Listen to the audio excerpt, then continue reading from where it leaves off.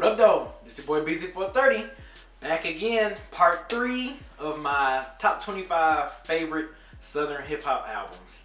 So, as you know, you've seen part 1, you seen me go through my 20 through 25th, seen me go through my 16 through 20, and of course this video is going to be my rank 11 through 15. So, without further ado, let's go ahead and get this bad boy cracking. First of all, thank you for subscribing. If you haven't subscribed yet, make sure you do hit the subscribe button.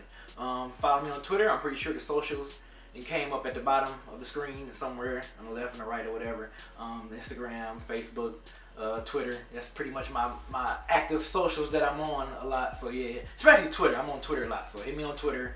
You know, let me know. Share the videos. I thank y'all for sharing these videos too. Whenever they go up, they go live, man. Thank you for sharing them.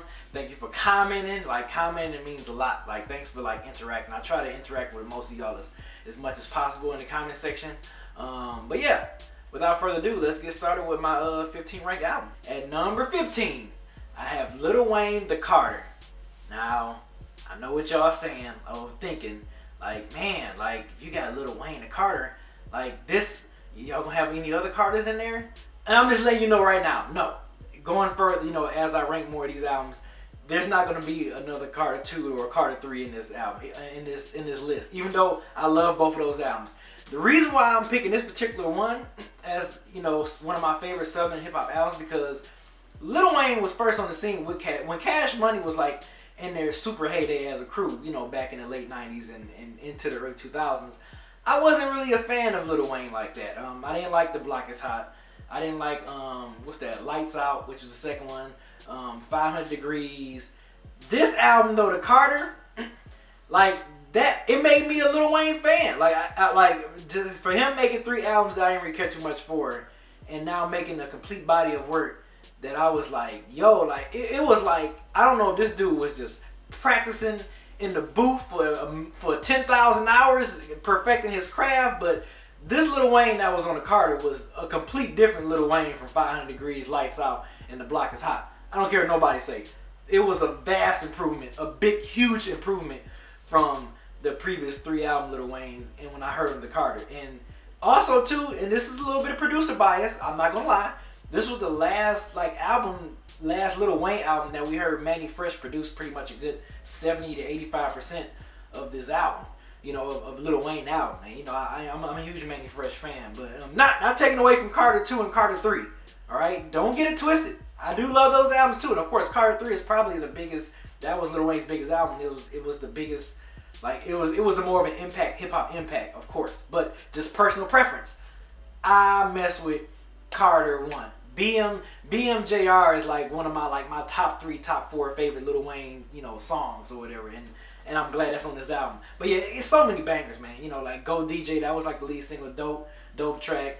A lot of joints on here, man. A lot of joints on The Carter, man. That was just like, it made me do like a whole shit. Like, this Lil Wayne dude, who is this guy? Like, I was like, who is this guy? Like, this is not the same Lil Wayne from back in the days, the Hot Boys, earlier Cash Money years. So, of course him getting older, he just became a better MC as he got older, because I did not care for him during his younger days, during the younger Lil Wayne. But yeah, The Carter, man, Lil Wayne, ranked number 15. I know a lot of y'all are going to hate me for not putting other Carters up there on the list. Like I said, I'm telling you now, it's not on the list. Carter 2 or 3. So just be mad. I know, be mad. But this is Carter 1. I gave you my reason why I put The Carter on here, and that's why. So 15. At number 14, I have Young Jeezy, Thug Motivation 101. Man, like, this was a good ass fucking, this was some type of trap albums, man. Like, that shit just made you just feel like going out and selling dope or whatever. Like, how you just got albums where you're not a drug dealer, but you listen to that shit, you be like, man, fuck, I feel like I can flip some bricks right quick. I feel like I can do something. This album was so dope, man. Like, especially coming off the Boys in the Hood, this Trap or Die mixtapes, like, this stuff, I didn't think this was gonna be that good, because hearing them off of, my first time hearing Young Jeezy was from Boys in the Hood. I heard Boys in the Hood. I didn't hear Trap or Die until after I heard Thug Motivation 101. So yeah, man, like, Jesus Christ, like, this the beats on this damn thing was just so knocking. Like, it was still trap music, but it sounded different from T.I.'s album Trap Music. These beats on here was just a lot more aggressive, a lot more in your face. Dude, and Jeezy's voice was just so perfect. Like, it was just something we never heard of coming from the South before. You know, even if, you know, just anywhere. Like, if you just listen to Southern music, you never heard no one like Young Jeezy. Young Jeezy was definitely a fresh, new voice. And deeper dive into trap music with that album, Thug Motivation 101. So, yeah, man. Number 14, Young Jeezy, Thug Motivation 101. If you haven't listened to that shit yet, you must be under a rock some damn where. You had to have had, if you was a hip-hop fan, whether you was my age or maybe a little bit younger, even a little bit younger generation, they've heard Thug Motivation 101. You have to listen to this album. It's damn dope. If you don't care for Jeezy now, trust me, if you listen to this old shit, his Thug Motivation 101, man, this shit was nice. So, yes, at my 14, Young Jeezy, Thug Motivation 101. At 13, I have Big Krit, King Remembered in Time. Still, you know, Big Krit, you can make your argument. This is my favorite Big Krit project still. Like, it's like barely at the top with like Forever and a Day and Forever is a Mighty Long Time, like right there creeping up. But King Remember in Time, man, like that's still my favorite Big Krit project. Which is, you know, Big Krit got a lot of dope ass projects. So I mean, that's saying good how dope of an artist that he is to be so consistent, still dropping, you know, dope ass releases every time.